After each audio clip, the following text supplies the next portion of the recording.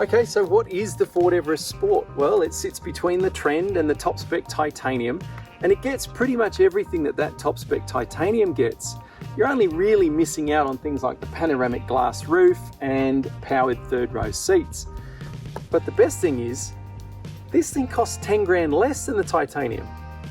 Now, before we get too deep into this thing, it'd be great if you could subscribe to our YouTube channel and hit your notifications so you never miss another one of our videos. The Everest Sport is available with one of two engines. There's a 3.2 litre turbo diesel or the 2 litre bi-turbo 4-cylinder diesel that is in our car. We're all pretty familiar with that one. I think there's about $1,000 difference between the two engines. The 2 litre gets a 10-speed automatic transmission, and you know what? It's a really good package, really smooth, plenty of grunt.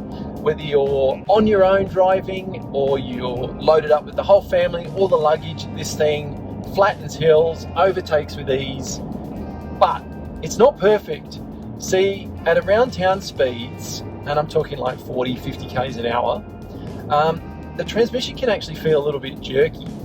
And from a standing start, so traffic lights, stop signs, leaving the house, that sort of thing, you've got to give the throttle a decent shove to get the thing up and moving. Okay, so what about ride and handling? Well, there is absolutely nothing in the segment that comes close to the way the Everest, or in this case, the Everest Sport, rides and handles. It is absolutely the best in the segment, bar none, no arguments. You know, bump suppression is excellent, body control through corners is really, really good, steering feel and weight is excellent. You know, it is just a good, fun to drive vehicle. And I'm not going to say it's a fun to drive four-wheel drive, because it's properly fun to drive.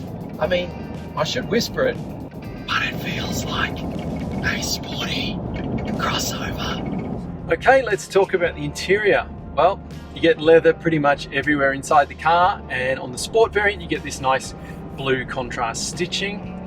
The seats are nice and comfortable, there's good adjustment on them, there's good support, they're nice and squidgy so you sink down into them. There's good under thigh support too, so if you've got long legs like me, you're not going to get fidgety on long drives. Obviously you've got cup holders, you've got storage at the base of the dashboard, you've got your sunglasses holder up the top there. Let me know, does anyone actually put their sunglasses up there? Always wondered. What about over in the back? You're going to easily get 3 adults across the back there. There's plenty of headroom, plenty of leg room, plenty of width in the seats. They're nice and comfortable. You can slide them forwards and backwards. You can recline the seat back as well. The third row, well, it's a bit of a palaver to get into the third row. I'm 6 feet tall. There's no way. I can't sit comfortably in the back there. I've just got no room for my feet. Very little room for my legs, my knees. Even with the second row seats pushed forwards, my knees are right up hard against that second row seat. So there you have it, the Ford Everest Sport. Me personally, I think this one in shadow black looks the best. I think it's the best vehicle in the range too.